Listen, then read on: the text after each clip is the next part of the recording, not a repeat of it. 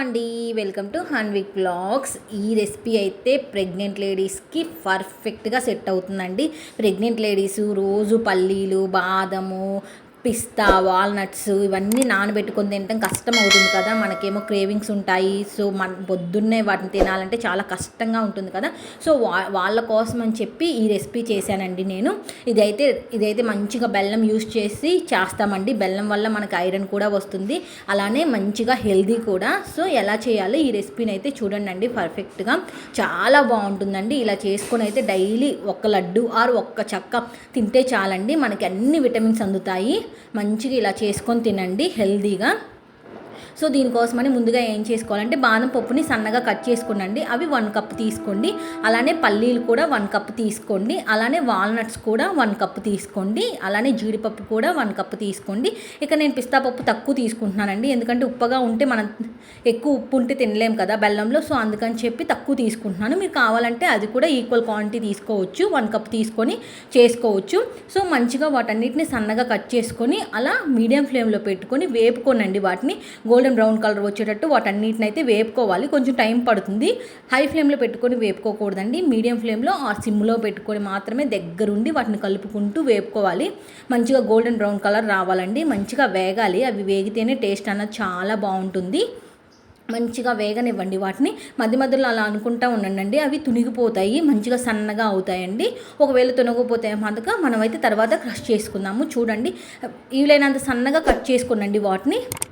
So తర్వాత cut చేసుకున్న తర్వాత ఇలా వేగిన తర్వాత వాటిని చల్లారనివ్వండి. చల్లారిన తర్వాత వాటిని అయితే ఒక రోకలి ఏదైనా తీసుకొని అలా మంచిగా క్రష్ చేసుకోండి. వాటిని చిన్న చిన్న పలుకులుగా క్రష్ చేసుకొని, మరీ చిన్నగా కట్ చేసుకోవద్దు, కొంచెం మీడియంగా క్రష్ చేసుకోండి. క్రష్ చేసుకొని వాటిని కంప్లీట్గా చల్లారనివ్వండి. చల్లారిన తర్వాత పక్కన పెట్టుకొని వాటిని అయితే కొలుచుకోండి ఎన్ని కప్పులు అవుతుందో. నాకైతే ఇక్కడ అవన్నీ కొలుచుకుంటే 2 కప్స్ అయ్యాయండి. సో 2 కప్స్కి 2 కప్స్ బెల్లం కరెక్ట్గా సరిపోతుంది. ఓకేనా, మీరు కూడా కొలుచుకోండి, మీకు ఎన్ని కప్స్ అయితే అన్ని కప్స్ ఎగ్జాక్ట్గా మెజర్మెంట్స్ తీసుకోండి. నాకు ఇక్కడ 2 కప్స్ అయ్యాయి కాబట్టి నేను ఇక్కడ 2 కప్స్ బెల్లం తీసుకున్నాను. బెల్లం తీసుకొని దాంట్లోకి 1/2 కప్పు వాటర్ యాడ్ చేసుకొని దీన్ని అయితే పాకం పట్టుకోండి. పాకం రావాలి, ముదురు పాకం రావాలి.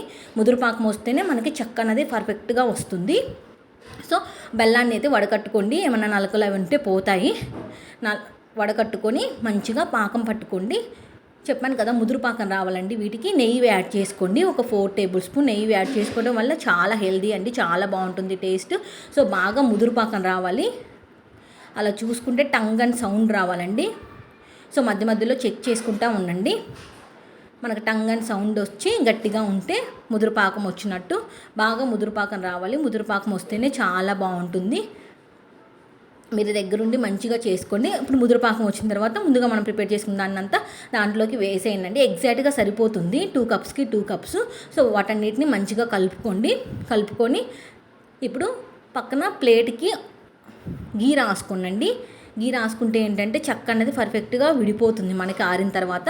సో గీ కొంచెం ఎక్కువే రాసుకొని దాన్ని అంతటికి దానిలోకి షిఫ్ట్ చేయండి. షిఫ్ట్ చేసి ఈక్వల్గా స్ప్రెడ్ చేసుకోనండి. ప్లేట్కి ఈక్వల్గా స్ప్రెడ్ చేసుకొని 5 అవర్స్ అయితే దాన్ని అయితే వదిలేయండి. కంప్లీట్గా ఆరనివ్వండి. ఆరిన తర్వాత మనకి పర్ఫెక్ట్గా చెక్క వస్తుంది. సో దీన్ని మంచిగా ఈక్వల్ పార్ట్స్గా కట్ చేసుకొని లేకపోతే మీకు కావాలంటే ఉండలైనా చేసుకోవచ్చండి, as your wish. So daily ఇది ఒక్క లడ్డు తింటే చాలండి, మనకు అన్ని ప్రోటీన్స్, విటమిన్స్ అన్నీ మంచిగా అందుతాయి. ఇలా హెల్తీగా చేసుకొని తినండి. మీకైతే ఈ రెసిపీ నచ్చితే నాకైతే కమెంట్ చేయండి. మీరు కూడా ఒకసారి ఇలా ట్రై చేసి ఎలా వచ్చిందో నాకైతే కమెంట్ చేయండి. ఈ వీడియో నచ్చితే please like, share and subscribe to my channel. Thank you for watching.